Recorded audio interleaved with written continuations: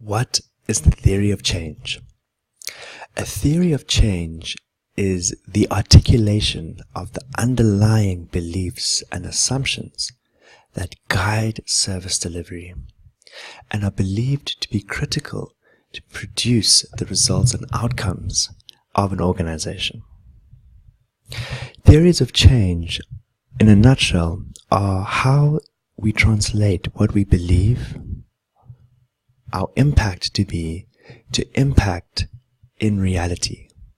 And in the middle of that is our strategies and our tactics.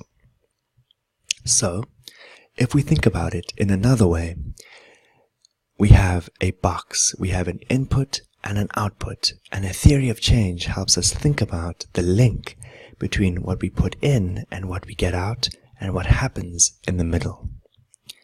In this lecture, I'll be talking a little bit more about what the theory of change is and the process that you can use to think about a theory of change, and I will also provide you some examples. When we think about a theory of change, we're thinking about three broad pieces. The first is population, who is being served by the product or service. Secondly, our strategies. What are we doing? How are we effectuating in reality our steps? And finally, outcomes. What results are these strategies, tactics doing or having on our population group? So there are many reasons to use a theory of change. I think a theory of change is very, very effective for various kinds of organizations. It's used mostly in non-profit organizations, but I've seen for-profit organizations use this system most effectively. And here's why. A theory of change helps you integrate your data in a way that helps you really measure your performance. Secondly, it helps you think about your systems, and not only your systems but the assumptions behind your systems. A theory of change helps you think about your day-to-day running of your organization and how all these pieces fit together. Finally, it helps you think about your expectations for change. Often we have a vision for the change or the impact that we want to make, and we have an idea of the kinds of strategies that we need to take to get there.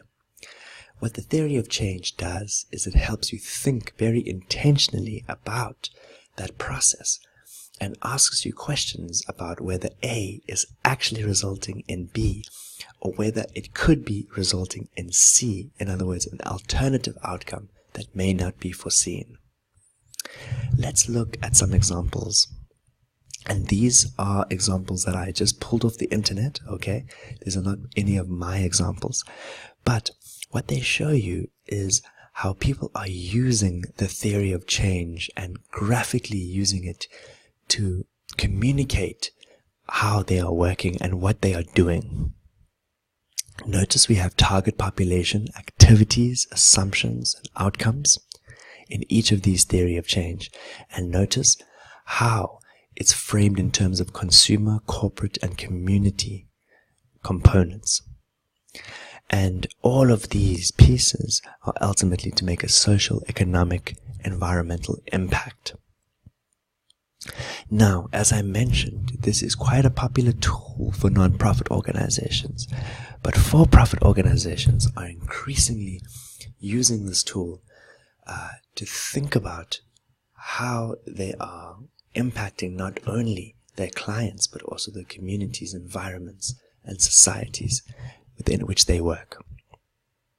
So, in a nutshell, when we think about a theory of change, we're thinking about a model that helps us think about our population, our strategies, and our outcomes.